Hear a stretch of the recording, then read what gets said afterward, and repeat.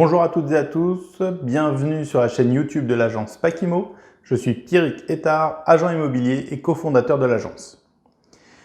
Aujourd'hui, nous continuons notre tour d'horizon des diagnostics obligatoires avec le diagnostic CARES.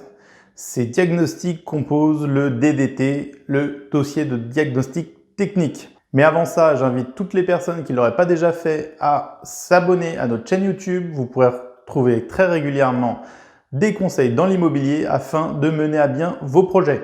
De même, si vous êtes propriétaire et que vous avez un projet de vente dans les semaines ou mois à venir ou que vous avez déjà mis en vente votre bien, je vous invite à télécharger gratuitement notre guide complet pour vendre dans les meilleures conditions et au meilleur prix. Vous pourrez retrouver le lien dans la description en dessous de la vidéo. Allez, c'est parti!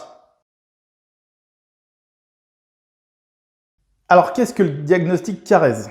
C'est un diagnostic issu de la loi CARES qui date de 1996. Cette loi rend obligatoire le mesurage des biens en copropriété. Son but est de protéger les intérêts des acquéreurs en leur garantissant la superficie du bien qu'ils achètent. Alors, comment fait-on cela?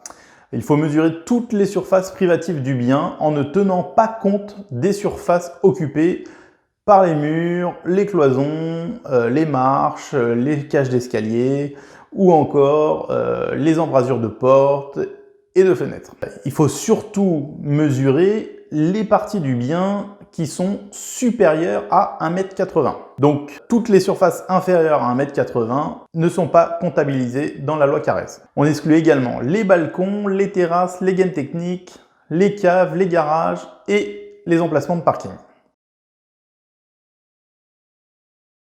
Alors, à qui est destinée cette loi CARES?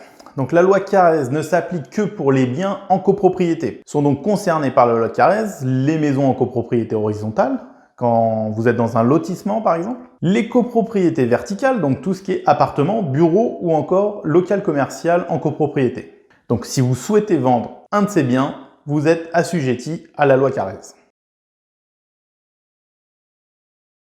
Alors, le diagnostic loi CARES a une durée de validité illimitée.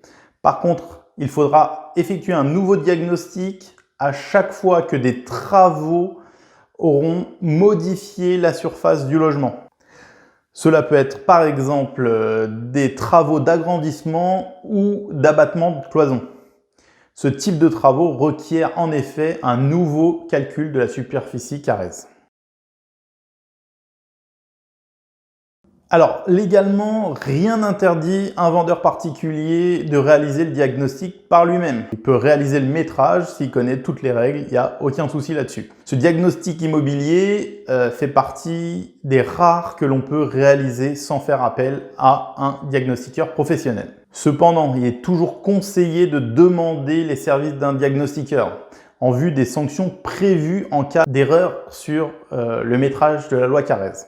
En effet, si la superficie réelle mesurée donc, est inférieure à plus de 5% que celle exprimée dans l'acte définitif de vente, l'acquéreur peut engager une action en diminution du prix à l'encontre du vendeur. Cette action doit être intentée au plus tard dans un délai d'1 an à compter de la signature définitive de l'acte. Si vous avez fait appel à un diagnostiqueur professionnel en cas de litige avec l'acquéreur, c'est lui qui engagera sa responsabilité. C'est pour ça que le diagnostiqueur a des assurances.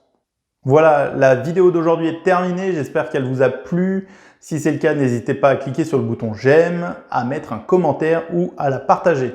Si vous souhaitez nous suivre sur les réseaux sociaux, vous pourrez retrouver tous les liens dans la description sous la vidéo. Enfin, si vous voulez échanger sur votre projet immobilier, n'hésitez pas à nous contacter. Nous nous ferons un plaisir d'échanger avec vous sur le sujet. Je vous dis à très bientôt dans une nouvelle vidéo.